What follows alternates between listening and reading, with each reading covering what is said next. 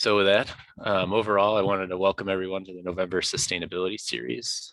We're happy to be joined this month by Jonny Yucuis to learn more about how homeowners and people living in Rochester can prepare for an electric vehicle.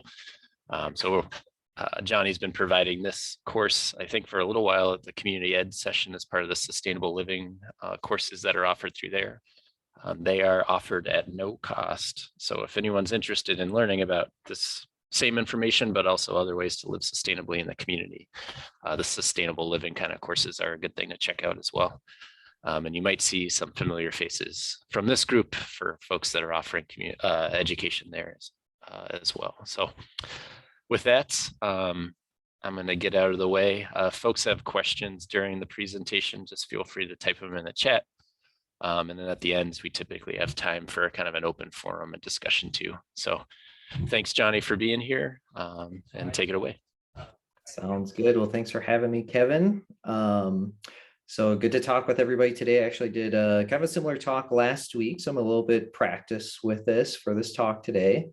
Actually see a couple other EV owners here today on the call. So if you have like really specific questions about a specific type of vehicle, they might actually be a good resource. And that's something kind of I talk about here in the talk. So today we're going to talk about, a lot of people, they're seeing more EVs being purchased, more electric vehicles being purchased, maybe their neighbor or a friend or somebody.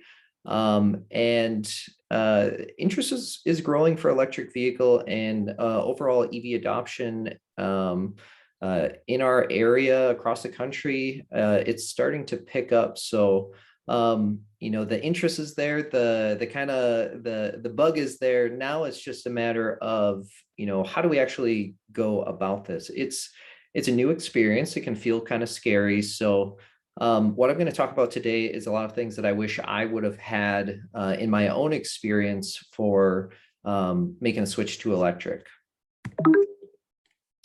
All right, so what we'll cover today is we're going to go over, why should you make a change from driving a gas vehicle, EV basics, finding the right EV for you, assessing your needs, preparing for the purchase, making the purchase, things to know as just an owner, join the EV community, and then we have some pretty good stopping points. So this is usually a little bit longer than an hour, so I'll try to get to the meat of the content and make sure we have time for questions, because there's almost always questions throughout.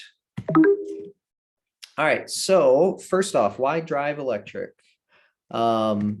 So first off, gas vehicles have been around forever, and it kind of makes sense that they've had such staying power to this point.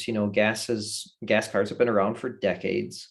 Fueling stations at this point are everywhere. You can get to a gas station fairly quickly, and fueling is relatively quick there as well. And when you buy a gas car, you already kind of know the basics. So you aren't really thinking about like, well, how far does it drive, or what can I expect for maintenance or fueling or anything like that. So some of the problems with gas cars. So the first one, something that we really haven't experienced much at all with our EVs, is requiring ongoing maintenance. So oil changes and, some of the typical things that you just got to keep up on for the longevity of the car. As you can see now, and just other times over history, fueling costs can fluctuate pretty widely. So fueling costs can go up. I've seen times in my life, I think there was one day I saw that gas was 99 cents. And then, I've seen $4 and even higher in some areas. So gas energy efficiency is pretty low. So the energy actually stored within gasoline is used pretty inefficiently, and really one study says about 17 to 21% of the energy stored in gasoline actually powers the vehicles, where with an electric motor, that energy is typically more on the 85–90% side that's actually going to be powering the car, moving the car. So for me, for my motivations for making a change, this was a pretty big one for me. You know, it's over 1 billion gas cars every single day putting out emissions into the atmosphere, which contribute to global warming. So if you're here, you know, this might be part of what drives you to think about the change or make the change. This is one of kind of multiple driving factors for people as to why they even consider an electric vehicle. So for my personal story, how I got into this, so it really started with the birth of my daughter back in 2017. So now I have a daughter and a son, but after first becoming a father and after her birth, you know, you just start thinking about, oh my God, I have this person I have to take care of. You know, what is their life going to be like in 10 years, 15 years, 20 years, whatever. And you just get a little bit more of that long-term mindset of what's their life, what's the world going to be like during that time. So not too long after that, the UN report that's kind of showing the current state of climate and where things are at right now, talking about we really need to significantly reduce emissions if we want to mitigate some of the worst effects of climate change. And that was just a big motivating factor for me and for my wife. You know, I actually remember the moment seeing that article. I was up at night trying to rock Cece back to sleep. I read the article and it was just so striking to have, you know, this news in one hand, this young kid on the other, and just think, you know, you got to do what you can to not let this happen. So we started thinking on kind of a small scale, what can we do on a personal level? Up to this point, I'd never thought about an electric vehicle, never considered it at all. I didn't know anybody that had an EV, so started doing some research. Information was really limited, you know, as far as what I could find. I didn't know any other EV owners, so I didn't really have anyone to ask questions, but we were motivated and we said, all right, come hell or high water for kind of our second vehicle that's for driving around town for errands, that type of stuff. We're going to do it. We're going to get an electric vehicle. We decided on an older Nissan Leaf, and we couldn't find any in the area, but we found some in the cities. So we're able to get it home. And after we got home, it was, you know, we loved it. We had, it took a little bit of time getting used to driving just electric. We just had the regular outlet for our charger, but it was great. We loved it right from the beginning. Then from there, you know, we got to see the extremes of Minnesota and test things out in real time, because we got to experience the crazy lows of, you know, -30 for the polar vortex. We got to experience Minnesota's, you know, 100+ weather with fun humidity and all that. So you know, a lot of times we get questions of what's it like to drive at those extremes, and you know, we kind of have firsthand experience of what it's like, and there's more EV owners that can do it. So after we were really comfortable with it, I started thinking, all right, what can I do outside of just a personal level? You know, I bet other people are probably having the same type of experience here, where they have a lot of questions, they may be motivated, but they don't have the answers or the confidence they need to do it. So I started Rochester Electric Vehicles back in 2019, and really focus on education, experience, connecting people with current EV owners, and just making sure people have the information, the confidence they need in order to make that decision to drive electric. So 3 main reasons that people drive electric in general. There might be more than this, but it typically falls into the environmental side, economic side, and then performance and tech side. So environmental side, one study says that, or found that electric cars have a 30 to 70% reduction in lifetime emissions compared to gas cars. So some of that may be due to the source of the energy that's being produced. So even in some of the dirtiest energy areas, with how efficiently it can use that energy, even with that, it can have lower lifetime emissions than gas cars, and many times significantly lower, especially if you're using clean energy sources. So this, like I said, this was kind of the big one for me. Came to find out this one afterwards, which was pretty interesting. So overall cost of ownership. So really don't need to worry much about the ongoing maintenance side. For our vehicles, you know, basically tires and windshield wipers for the most part. And then so for used options, we typically buy used cars. And so used options are very affordable. And as technology gets better, you know, the battery costs are kind of the big portion, the big cost for the vehicle. But they expect, you know, they don't know the exact time frame for it. I saw one that said maybe by mid-decade. It could be longer with supply chain things going on, but you know, possibility of cost parity by mid-decade between an EV and a similar gas car. So if you look at overall cost of ownership over the lifetime, oftentimes they can be very similar, but that high price tag for new vehicles can scare some people off. You know, in the coming future, that might not be the case anymore, where it's from an economic standpoint, it's kind of a no-brainer from for going with the EV side for if you're just looking at, you know, pure numbers. The other side is the performance and tech side. So all electric vehicles benefit from kind of that instant torque. So oftentimes, I probably shouldn't admit this, but even with our not souped up at all electric vehicles, you know, you put the pedal down and you can take off pretty much immediately.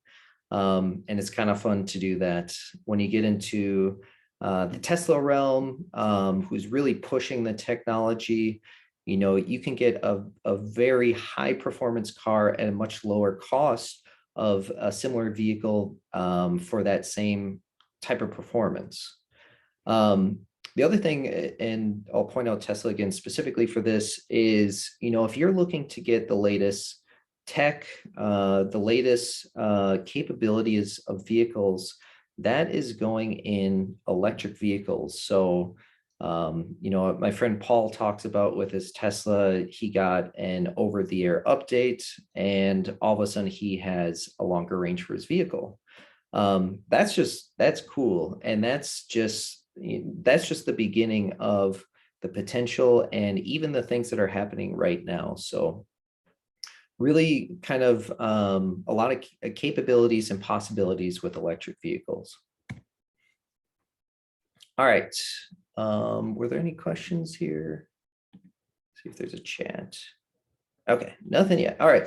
So we'll go through some little basics here first. So we'll talk a little bit about different types of electric vehicles, understanding range, and then charging and fueling. This was super intimidating to me at first. All right, so all electric, also known as battery electric vehicles, you might see it as BEVs. Then we also have plug-in hybrid electric vehicles. So you might see those PHEV. So with all electric vehicle, these are only powered by electricity. There's no gas motor at all. And like I mentioned, there's really little to no maintenance typically involved with this side. So some examples with this would be like all Tesla options, Volkswagen ID.4, Ford Mustang Mach-E, Chevrolet Bolt EV, Nissan Leaf, Kia Niro EV. Now, the plug-in hybrid electric side have both a smaller battery for powering the motor and a gas-powered motor. So this is going to need your typical gas car maintenance. So you aren't going to really get that benefit of not really having to go in, get the oil change, and get those kind of ongoing maintenance that you need. So some local options that are typically available, Kia Niro plug-in hybrid. I think I saw there was 2 recently and 1 sold. Prius Prime, I'm seeing those once every couple months here. RAV4, I haven't seen them locally, but there are other options to get it. And then Chevrolet Volt, so they're no longer in production, same with the Honda Clarity, but there's definitely used options out there if that's what you're looking for. All right, so range, and typically I say, we'll say estimated range. And part of the reason for that is your range is going to be affected by a variety of factors. And this is similar to gas cars. It's just not quite as up in front of your face as it is with an electric vehicle. So things like cold temperatures, wind, hills, driving habits, all these things can affect how much mileage you're going to get out of the energy from the car. So typical range, so some of the older electric vehicles, like our older Nissan Leaf, which is mainly just for in-town driving, these might be around the 80, maybe 100 miles range. Perfect for going to work, doing errands, you get back home, you charge it up as much as you need. But some of the newer ones, a lot of them are in kind of the 250 miles range. And then more moving to higher 200s or 300s. And some of the latest ones are in the 500 range, kind of the higher end, higher price range. But I would expect that over time, that kind of middle or medium amount is going to continue to shift up as newer technology comes out, as improvements come. So the next thing to know is, so they're going to show EPA range for the vehicle. And so the EPA range is kind of determined by, it seems like kind of a modified version of what they've typically used for gas vehicles. So it's a good starting point, but there's sites like Inside EVs. I've seen they've done some tests, and Edmunds, they'll do kind of real world range tests. So they'll test it at, just put at 70 miles an hour and just keep going and see how far it can go.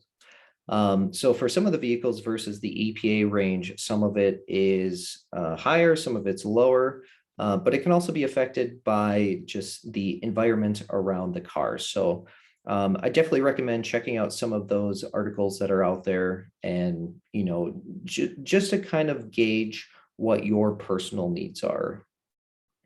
So for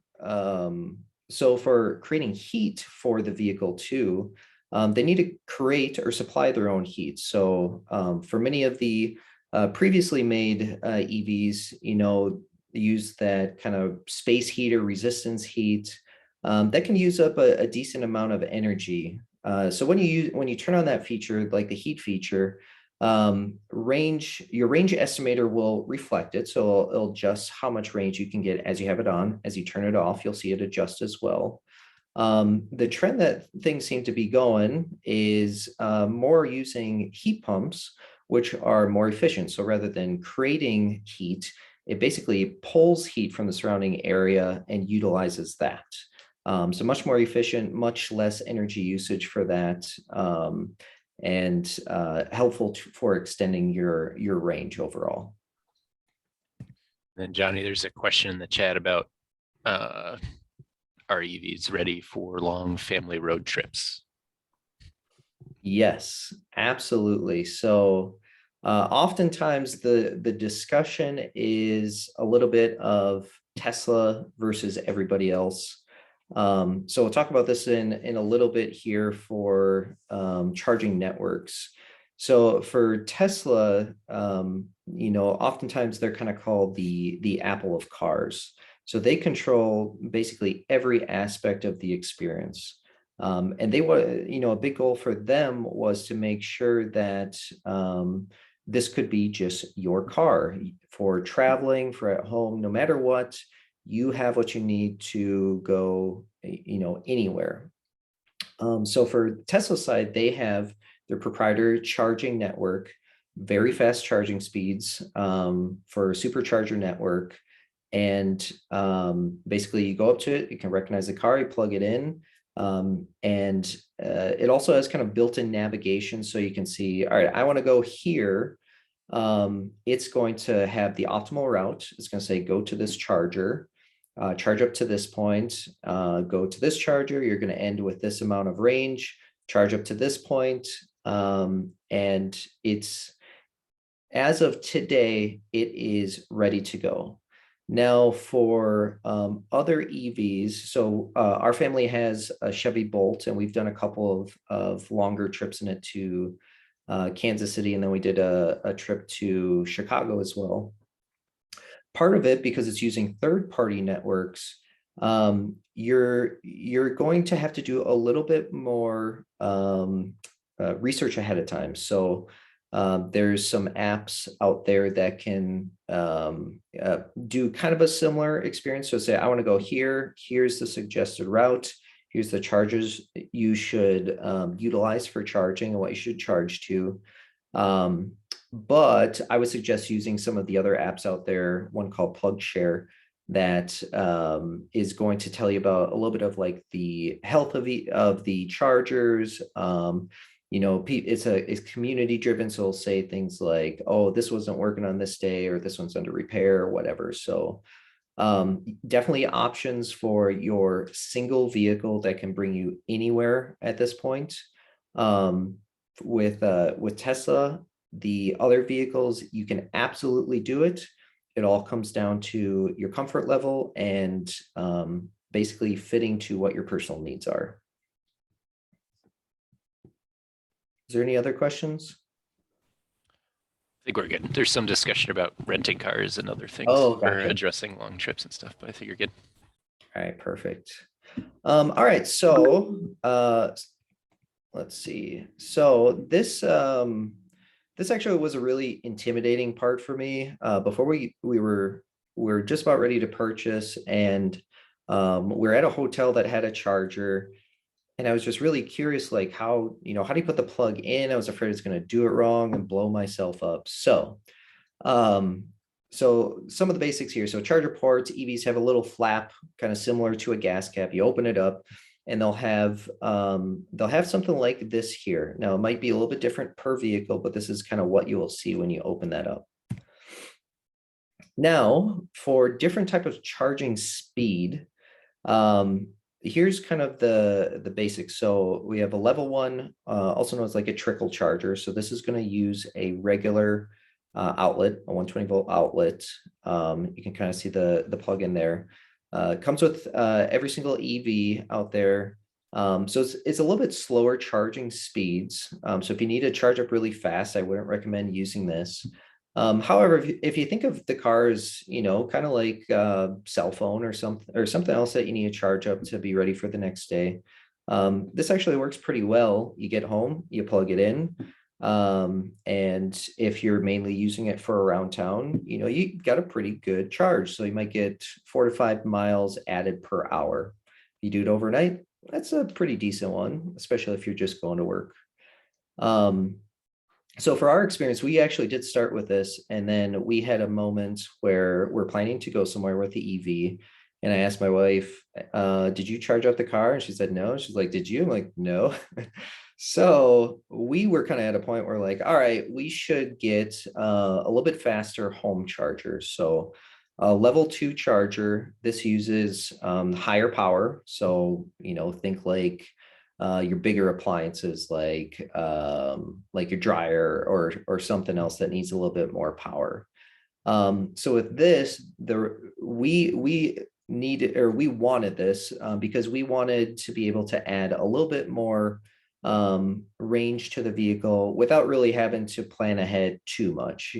So with that, it does vary a little bit by car and charger type and how much power supply you have sent to it. So it might be anywhere from like 12 to 60 miles added per hour. For us, it's usually around 25 miles added per hour, sometimes 30 range as well. And we've really liked having that available. So we're gonna have DC fast charger. So this is fairly expensive to install. So you're really not going to see it for home chargers, especially for the current style. So this is going to be more of like your public charger. So for traveling, or maybe you don't have a house and you need to charge faster at public charging, and you want a faster charger. So with this, for some kind of examples, Chevrolet Bolt say they can add 100 miles in 30 minutes. And that's kind of the lower range of capabilities. Tesla superchargers, they say they can add 200 miles of range in 15 minutes.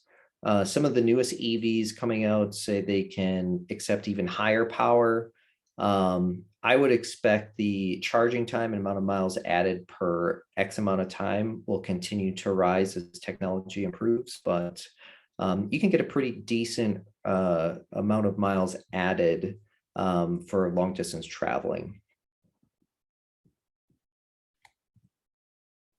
All right, so for the connectors and plugs, so don't really need to know the names of these necessarily, but I would suggest kind of remembering the style. So this is going to be kind of standard for all non-Tesla vehicles for level 1 and level 2 charging. So for these two here. So this is going to be, like I mentioned, all non-Tesla vehicles. Now for fast charging, you're going to see a couple of additional pins here that's going to allow for faster charging. So you'll see this at those public DC fast chargers. So I think it's Japanese vehicles. So like our older Nissan Leaf actually has a fast charger for this, even though it's really not necessary. And some of those other ones, they have this.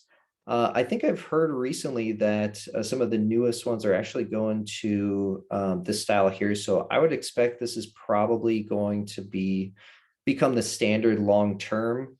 And this one might go by the wayside, at least in the US, but we'll have to see.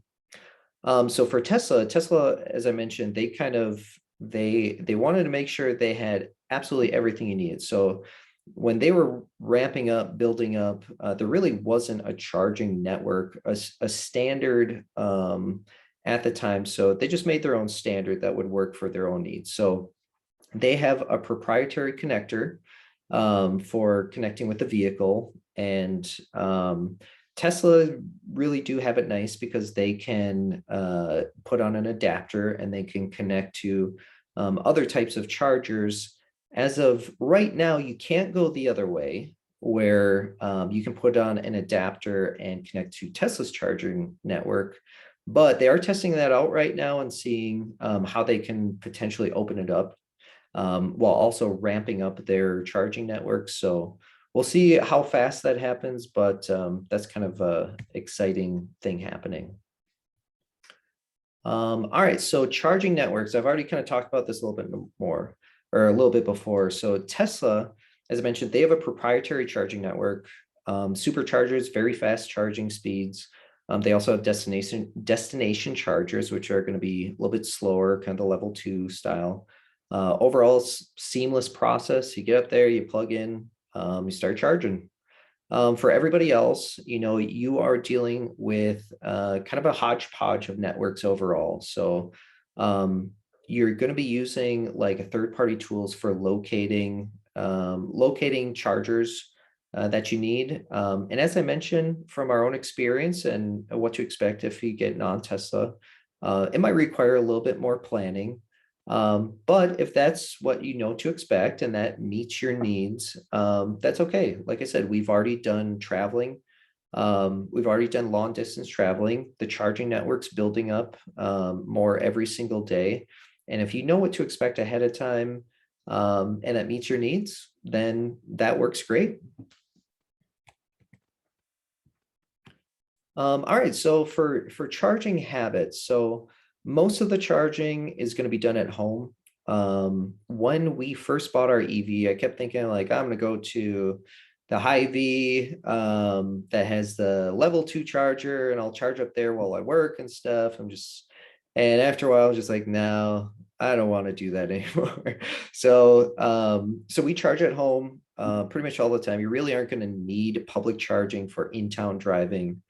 Um, but you're going to want to plan for long distance trips. So if you're looking at a Tesla, as I mentioned, they have the built-in navigation system. They're going to let you know exactly what to expect with charging.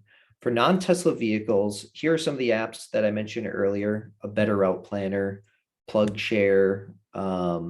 This one's good for planning the route. This one's good for checking the different types of chargers and kind of the health of chargers that are out there. So both are really nice, nice little tools available. I gotta believe at some point Google would probably just be like, all right, there's enough EVs out there that we're just going to, you know, fill this need. But I've heard nothing of it up to this point, and it's a little bit of just guessing, but I would expect probably at some point. All right, any other questions? There's one question, Johnny, about places to find vehicles for sale, electric vehicles for sale in our locally or regionally. I think, yeah, so, Perfect, I got a slide just for that. all right, awesome. All right. Okay, so before we go through that, I want to talk about just options available now, potential options coming up in the future. So I'll kind of skip this one, but it's basically it's to say, compared to where we were as far as options, where we are now is honestly pretty great as far as selection available. It can definitely get better. You know, traditional car manufacturers, they are jumping into it. They're trying to ramp up now too. So I would suspect throughout this decade and into the next decade, the amount of options available is going to be fantastic. Right now, a lot of places are just in ramp up mode. All right, so for fully electric vehicle options available now, there are probably infinite number of options available outside of this.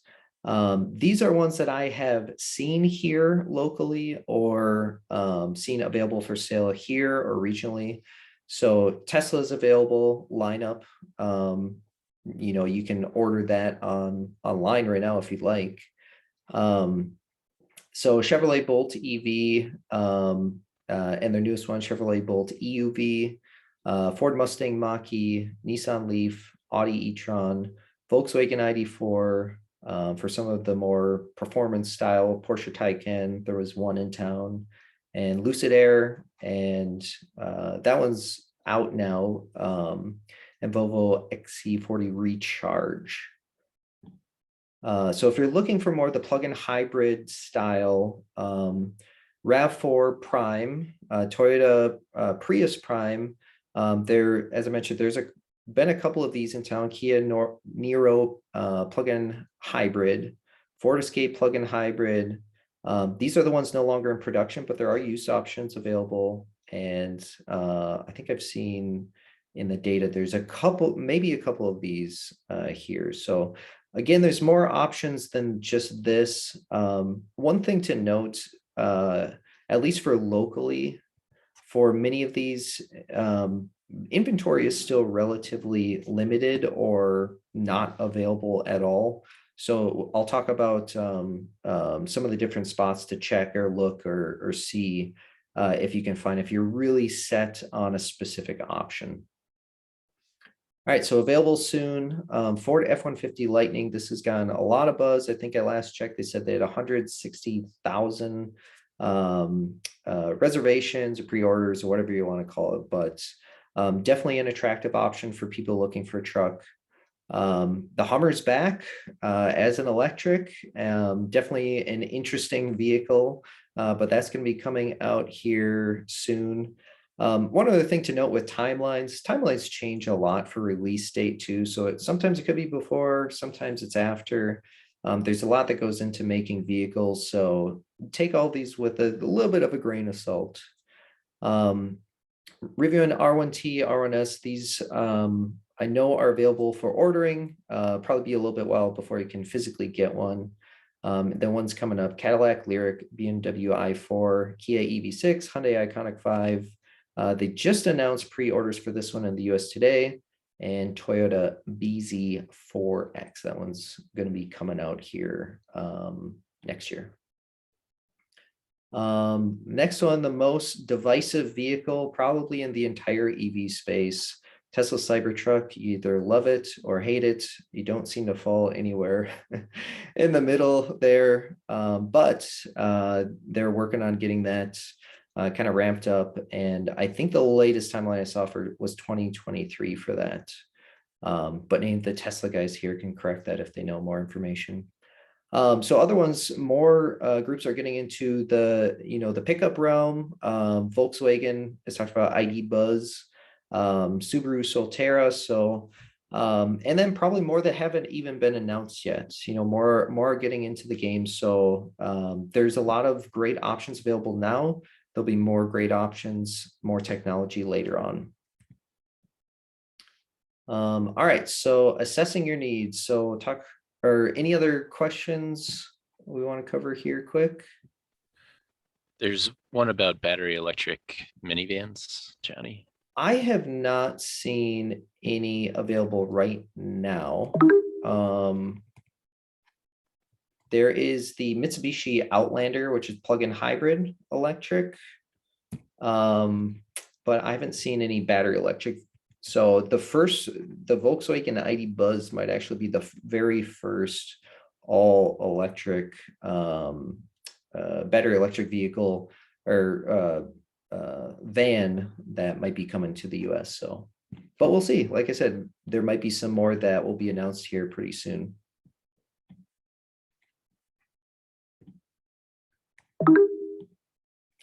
Okay. So make sure I'm in the right spot. All right, so assessing your needs. So here are different things that I typically recommend thinking about for looking at your options. So budget and incentive. So budgeting for the vehicle, and typically I recommend, maybe budget for a home charger as well. You might not need it. I know a lot of, there's a couple Tesla owners in town that they say they still just charge with the level 1 charger, and that's good enough for them. If they need more of a charge, they go up to the supercharger at Hy-Vee and they just go there if they need to travel. So, you might be able to, it might meet your needs to just stick with kind of the slower charge. But if you want the, a little bit faster charge, if you need it more quickly, you don't want to go outside of your house, that might be a good option. Then also look to see tax incentives available. So there's some available as of right now for different brands. With the legislation going through, we'll see where it ends up in its final version, but that might be opening up to all brands for electric vehicles here in the near future. So before you purchase, before you make a selection, just check to see, do a little bit of research to see what's available for the style that you're looking at.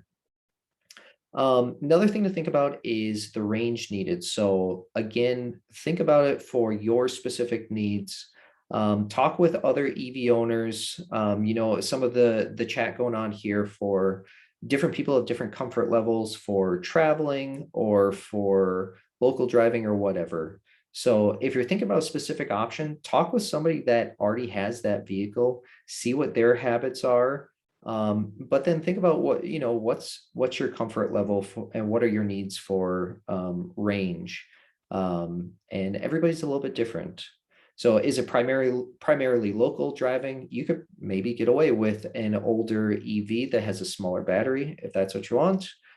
For trips and long distance driving, if you want that seamless charging driving experience, right now that's probably just a Tesla. If you're okay with doing a little bit more prep ahead of time, then your options expand a little bit more. New and used options. So availability may change depending on your preference. So high demand vehicles may be somewhat hard to come by new currently, but they may be available used. Teslas hold their resale value very well. Other EVs don't hold the resale value as well. But for my purposes, when we were looking for a used EV, that was a benefit to us at the time. So style and features, just kind of like with a regular car, what are the options available now? And then think about if you really, really want a specific style, maybe look to see what's going to be coming out in the next few years. So if you're looking for maybe a bigger SUV or a pickup truck, you might have, excuse me, might have to wait a little bit longer, but there's some really great options available right now. And then like the commercial side, trucks, delivery vans available in the US as well. They're kind of ramping up on that side as well. The other thing to think about is like, specific features, kind of like we talked about at the beginning.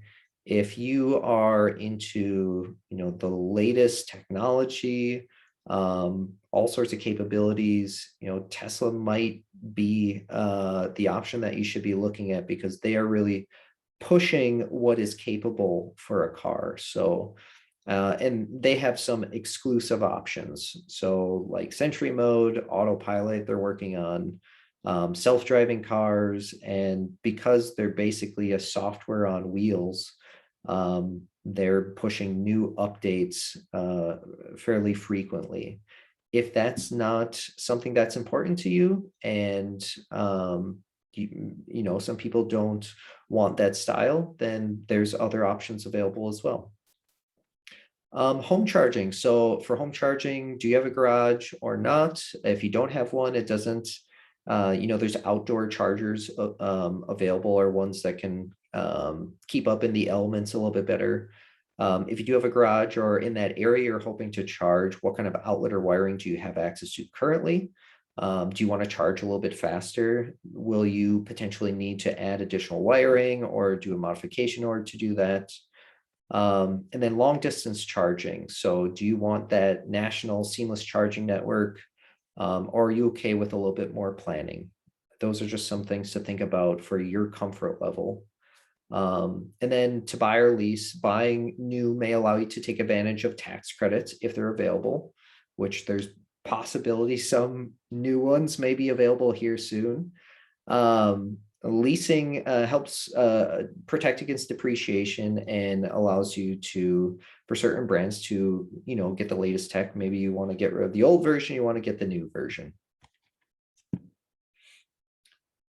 This table, I see a lot of people kind of lean in and try to read all of it.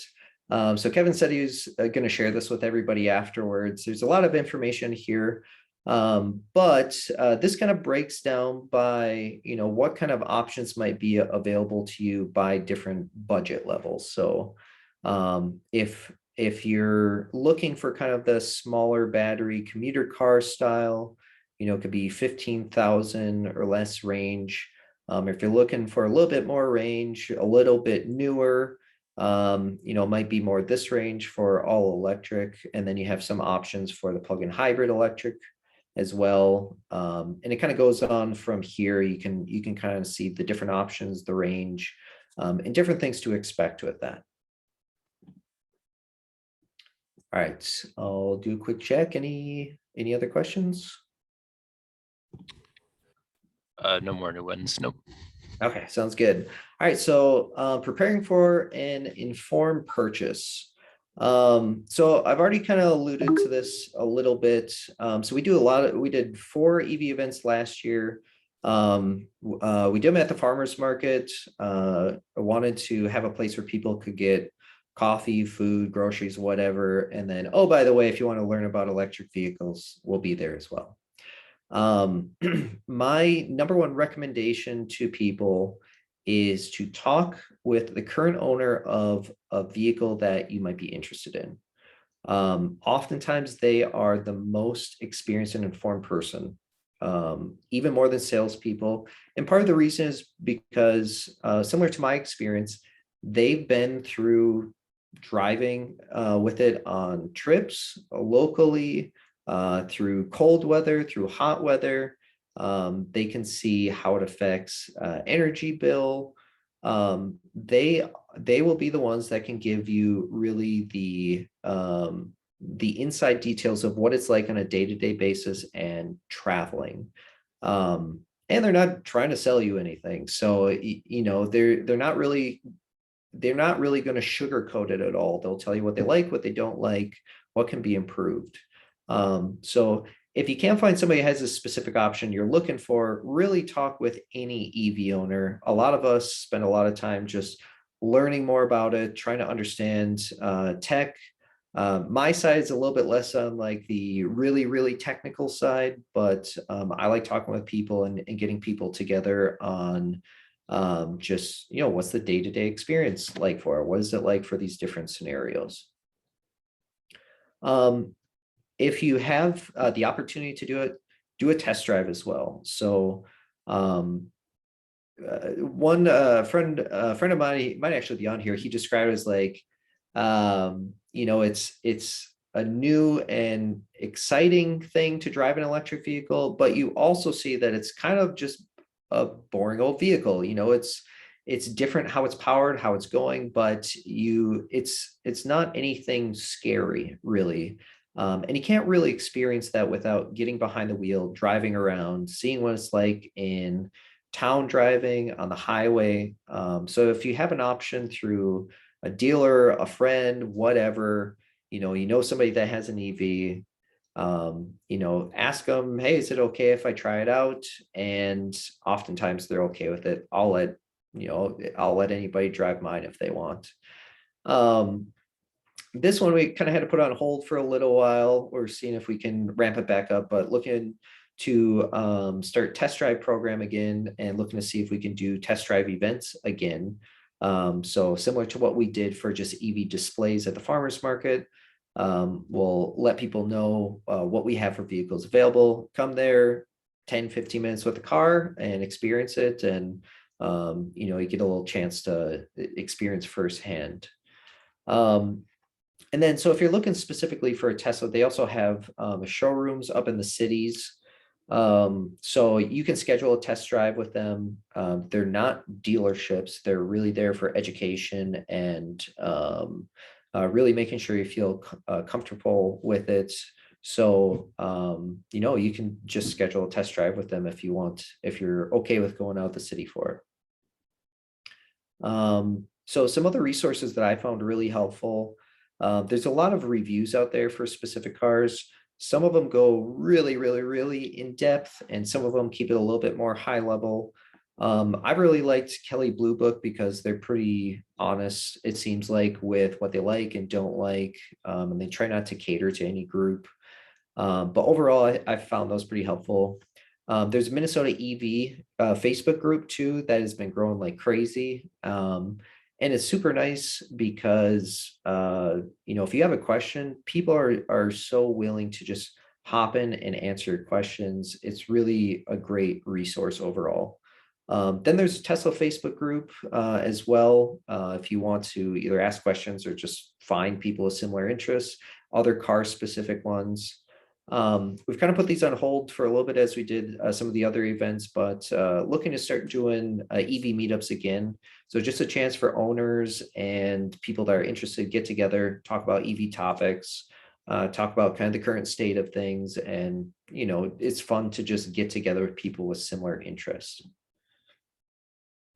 All right, I think this might be one of my last sections. All right, so for making the purchase, where can you search for and purchase EVs? I think I saw somebody already shared the link in there. But so there's a few different options. When we were looking for EVs, when we were first looking for our first one, I searched electric vehicles available for sale in Rochester, and all the options came up in the cities, only to find there were a few options available, but there wasn't really anything for specifically what we're looking for. So on a monthly basis, I actually have a page that I'll update with what are the local options available at dealers. It used to be there, you know, there wasn't really much inventory and it wasn't really moving. Now it seems like they don't really last quite as long. So they come in and they're sold fairly quickly. So check it out, see what's all available, see what's typically around the area. I've seen some on like Facebook Marketplace for people selling it just directly. Otherwise, you can check out like, just traditional dealership sites. They'll list and filter down to electric. Regionally, GS Motors, their used EV dealership, they seem like they have a little bit lower inventory too, and I think they're selling fairly quickly as well. But definitely a knowledgeable person and somebody that's you can ask a lot of questions to. Traditional dealers up in the cities area or just surrounding, a little bit further out from Rochester. Otherwise, Tesla, I have them here for regional and nationally, because if you want to purchase a vehicle, you can go on your computer, you can go on your phone, you can purchase it right now if you really wanted to. And these are more for the educational, the experience side. So a couple other options nationally. So because there is limited options locally and even regionally, and some people, they don't want to go to a dealership. So options like Vroom, Carvana is probably the more better known. It seems like they're advertising like crazy everywhere I go. So I think between these two, they're probably the largest inventory of used electric vehicles that you'll find really anywhere. And one kind of nice thing that I saw for Carvana, they have some that they don't get a lot of certain makes or models, but you can set up an alert. So if they get something new that you really want, you can be one of the first people to get notified and try to start the process with them. So I would definitely recommend checking that out. I haven't used Carvana directly, but I know some people that have, and they're really happy with the experience. Vroom had the specific vehicle we wanted, and they must have been ramping up a little bit more, but in the end, we're able to get everything finalized, and I would assume they'll kind of improve their processes as they go along.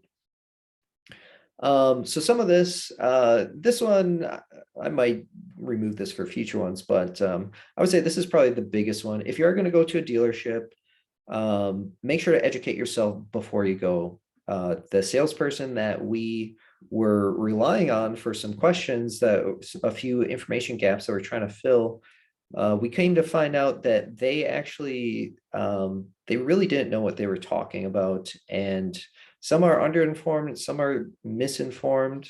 I will say with some of the dealerships that have been at our events recently, they've been stepping up their game and have even been asking EV owners questions to educate themselves. So I think it is improving.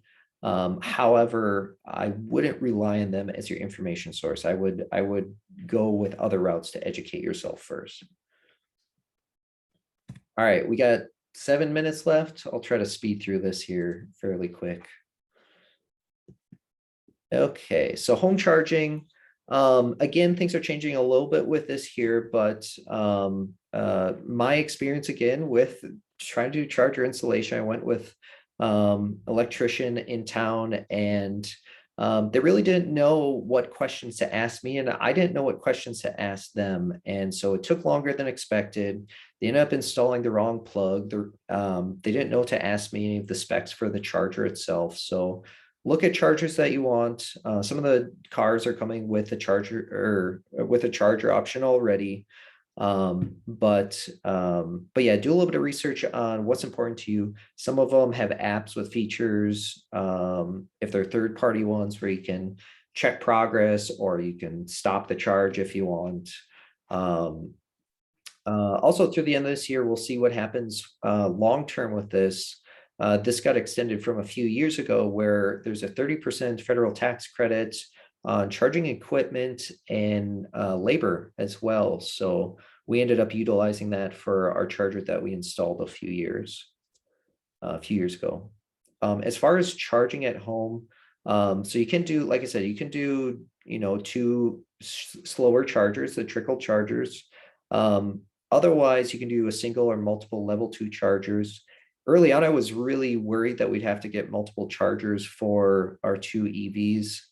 We've gone almost a year where we've had 2 EVs, and it's never been a problem to have a single charger. We just alternate which one we charge to.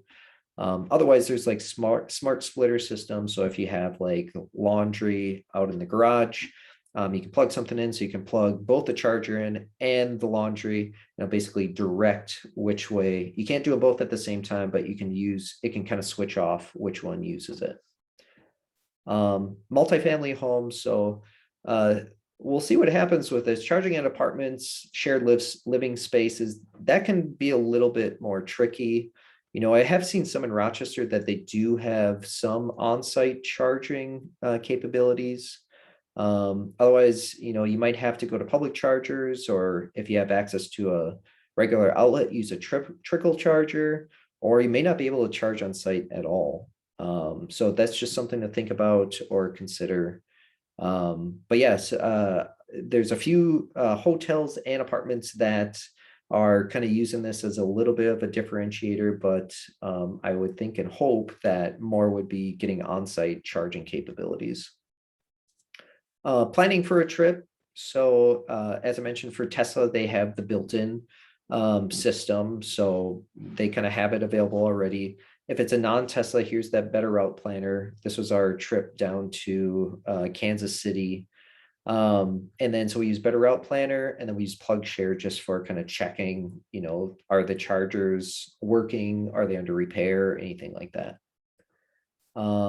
Overall, very little service or maintenance needed. If you need EV specific service, finding a local certified technician for non-Tesla vehicles can be kind of difficult, or not available at all. Sometimes Nissan does have it. Other EVs, you might have to go to the Twin Cities area where they have more shops available. Tesla, it's kind of cool because they have mobile service and over the air updates. Otherwise, they do have service shops as well. Insurance warranties. So you may pay a little bit more to insure an EV at times. I've heard for some local EV owners, if you have an accident, finding people that are familiar with working with EVs, it might cost a little bit more. You might have difficulty finding somebody for purchasing or for repairing it. Overall, these are all things that are going to improve over time. But those are just things to be aware of for where we're at right now. For battery warranties, this is one of the big things that people kind of worry about, but federal regulations require automakers cover electric vehicle battery for 8 years or 100,000 miles. The only thing to think about for this is some cover complete failure, some cover range loss. So just look at the fine print for those. This is just my pitch for joining the EV community. As I said, we like to get together, talk about current EV issues, that type of stuff. The local EV community is growing pretty well right now, and I'm excited to see the latest data from it. But if you're interested in learning more or just being a part of the community, feel free to reach out to me. And we have 1 minute for questions. Nice. Thanks, Johnny. We did have one question in the comments as you were wrapping up there about the statement about software on wheels and the common practice of planned obsolescence of technology. Is there any reason to think that EV cars are being designed for use for 10 years or less? That's a great question. It's hard to look into the hearts of car executives and know their true intentions. So again, Tesla versus the rest. So Tesla, again, they are pushing very much for this to be the norm, and they are pushing for longevity, basically. They're pushing for as long of use as possible. For other manufacturers, I think because people can see that Tesla's pushing for longevity, in order to compete with that, I think they're really going to have to push for longevity as well. So I'm not sure if it would be planned obsolescence. I would say it's probably more of just the rate of technology change. You can see some of the earlier Teslas versus the latest ones. in order to get the latest and the greatest, you have to get a hardware update in order to do that. So as capabilities improve, I don't think it's going to be a sneaky try to make it fail after a while. I think it's just going to be more technology is changing, improving all the time, and it's just attempting to keep up with that. Awesome. You are getting a lot of great kudos in the chat as well. So I appreciate thankful it. people. Yeah, overall, I'll share this presentation with everybody and the recording of today's session with the group, and also save it on Dropbox in case people want to access it later. But yeah, overall, I just want to thank you, Jonny, for being here and spending time with us. I found it very helpful, and it looks like others did too. So really appreciate your time. Sounds good. Thanks, everybody. Have a good day. Thanks, Jonny.